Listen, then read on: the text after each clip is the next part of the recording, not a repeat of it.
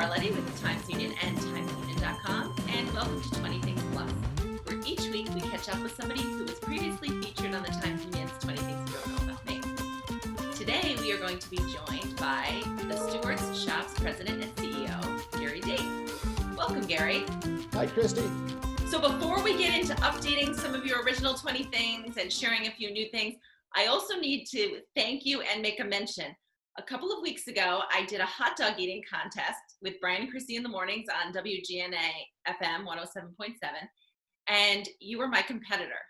So I lost, which is the unfortunate part. I ate 3, you ate 4, but the not so unfortunate part is you and Stewart's made a very generous donation to Maddie's Mark, which is my charity of choice.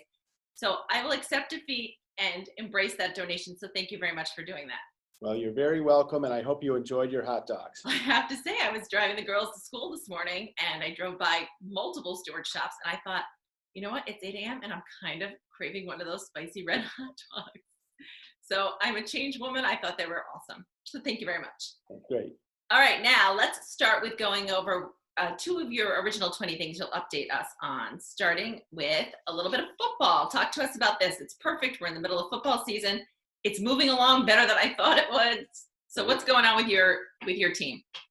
Well, you know, the Cleveland Browns have always been a tough team to follow. I became a fan back in the 70s in the Brian Sipe era, and when they were pretty good. Then there were a lot of bad years. Then I had the Bernie Kosar era, and then there were a lot of bad years.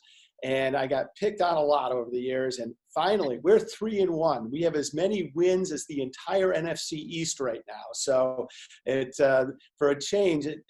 I think last year in the 20 things, I said a long-suffering Browns fan, and this year it's not so much suffering. But this weekend, big test against the Colts.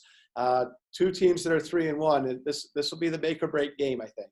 Well, you say you're not suffering with this anymore. 2020 is the year of surprises, right? So maybe, I mean, I recognize the Super Bowl wouldn't technically be till 2021, but maybe this will be their year. It's early to tell, but maybe that'll be the case. There's a lot of season left before we start talking playoffs. There is, but it's never too early to get a little bit excited. True enough. All right, now we have some other really good, exciting news related to your family. Talk to us about that one. Oh, well, last year when we did the 20 things, I had become a new grandfather last April. And this year, I am pleased to be able to reveal that my son and daughter-in-law are expecting their second child. And in November, I will be a grandfather twice over with Charlie and Bridget having another child. And how is she doing being pregnant during the pandemic? Because I imagine that can't be very easy. Yeah, she seems to be handling it okay. I mean, there's a lot of stress on all of us, but they're keeping it under control. The part that I don't understand that they're doing, and my son did it last time too when Eve was born. He knows the sex of the baby, and Bridget doesn't. She didn't want to know, and he did, so he was told, and he kept it secret from her all 9 months last time, and he is doing it again this time. He is the only one other than the doctor who knows the sex of this baby that's going to be born. And I thought he was nuts when he did that, because how on earth do you keep that secret for an entire pregnancy? Especially to keep the secret from the person you live with, to not accidentally say, oh, I feel him kicking, or is she, oh, she's growing, or whatever it may be. It's just, I was sure he was going to blow that, but he made it the first time, and so far apparently he's doing it this time. And so I give him a lot of credit for that, but I had never heard of any father keeping the sex of the baby secret from the mother during a pregnancy. That's wild. It's amazing. I love it, but it also makes me think that it speaks to his character, and he must have a lockbox personality. If you tell him anything, he keeps it to himself, right? He was always a stubborn child, so I guess that's going through in a positive way now. It's serving him well now. Very cool. So now we have your 3 new things, and the first one is worthy of another huge congratulations. I think in your original 20 things, you mentioned you were engaged, right? Correct. And now you're no longer engaged, but you are married. We got married. We got married in May, and in the middle of the pandemic, it was very unusual. It was not the wedding we had planned. Fortunately, for a ceremony, we had already planned to have a pretty small group. It ended up being even smaller, just our children. And a good friend of ours who was ordained online did the ceremony. And we had originally planned to have a pretty big party down at the Adelphi on Broadway. And instead, we just ordered out Domino's and had pizza and s'mores after the ceremony in our condo. But it was great. We actually went down to the Adelphi and took some pictures because it was empty, and we were able to do that. We got a picture right in the middle of Broadway because there was almost no traffic going on in the middle of May on a Saturday. And One thing I will say, when you did your original 20 things, I would say the overwhelming feedback I got was he just seems so down to earth and so real. And I think the fact that you ate Domino's pizza at your wedding, it really, really just helps illustrate that. And also I thought was fun is you and your new wife, you played on the whole thing that's going on. You held some Coronas, yeah. And you also had the two of you went through something right before you were married too, right? What happened with that? Well, back in March, we actually had Corona, and so we had, it was a good test to make sure that it was going to be a good marriage. I mean, Corona tested. Luckily, it was Corona light. We weren't horribly sick, but I had a fever for only 3 or 4 days, and my vice president, who I think I caught it from, had a fever for 11 consecutive days, which just sounds awful. But we quarantined together, and then everybody was in a form of lockdown. And if you can make it through that kind of 24-hour being together for an extended period of time, that's a very good sign. I was going to say it's a test of marriage before you even got married, and I'm glad everyone is.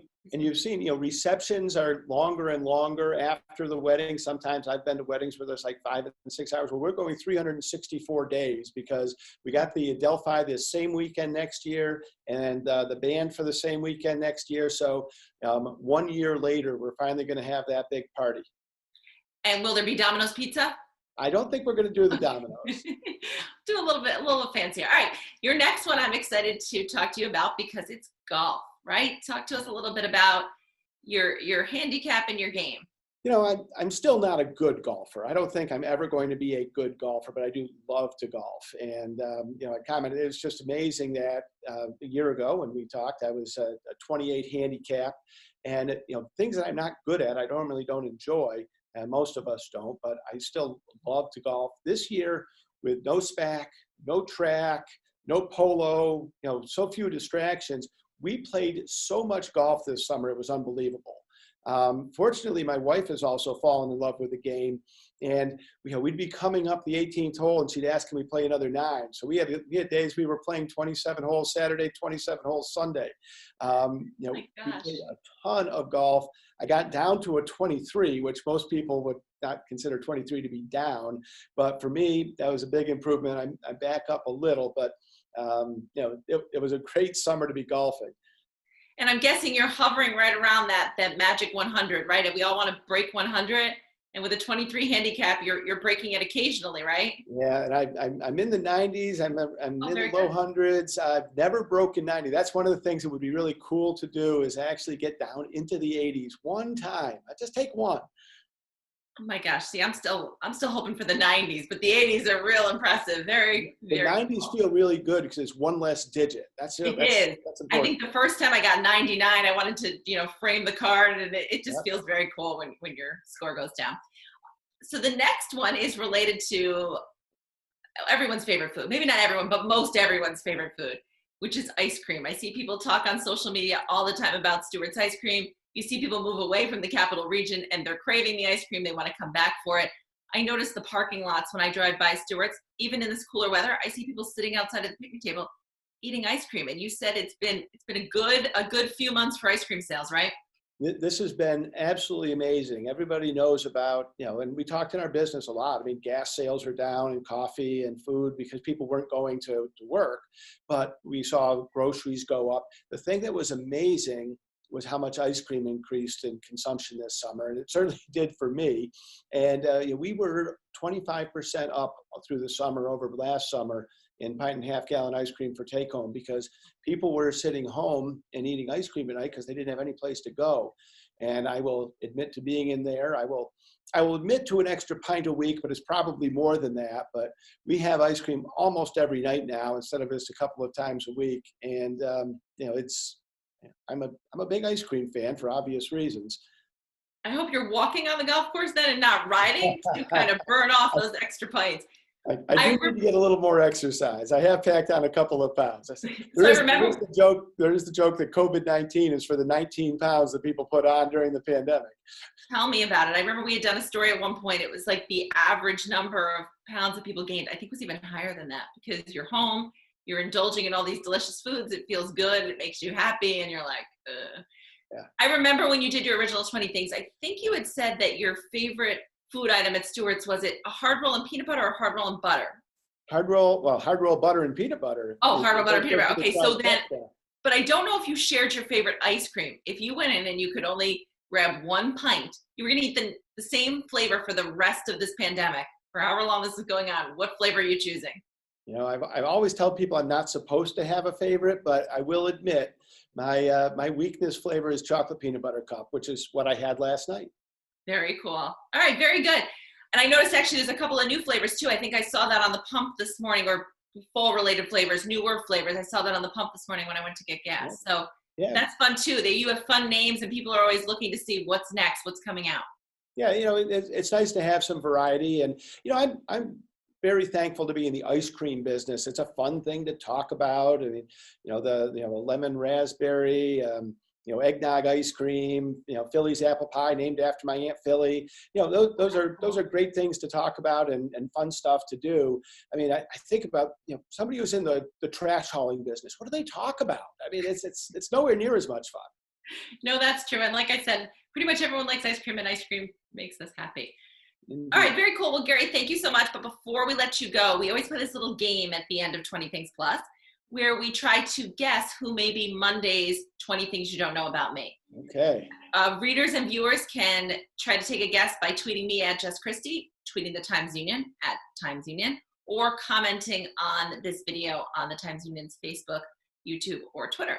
So I will say this woman it's a woman. There's a hint already. She's a little hard to guess, but she's doing wonderful things in the community. And she's a survivor, and she has Saratoga ties. So that's the one thing that I'm thinking maybe will help you out. Okay. So let's start with the first clue. I have worked at Hattie's restaurant in Saratoga since I was 15, and probably will continue working there until I'm too old to walk. Wow. Okay. My grandfather was the sports editor and the handicapper for the Times Union. Ooh. I will say I've been at the Times Union for 20 years now, 21 years, and I had to look this up, so it's a little hard. And the last one was the president of my sorority at Hartwick College for 2 years. Wow. So she's going to be representing a local not-for-profit. Like I said, she's a cancer survivor, and she's a woman in the Capital Region with ties to Saratoga. But her 20 Things will be live on timesunion.com at 7 a.m. on Monday, so you and everyone else can find out who she is on Monday morning. Well, I look forward to finding out. I've got to get to Hattie's more often. I know. And thank you again for joining us, Gary. And like I said, thank you for your generous donation to Maddie's Mark when we did the hot dog contest too. And I think we'll link to that in the comments on this video if people want to check out that video and hear the audio of how that went down. Great. Thanks, Gary. Kirsten.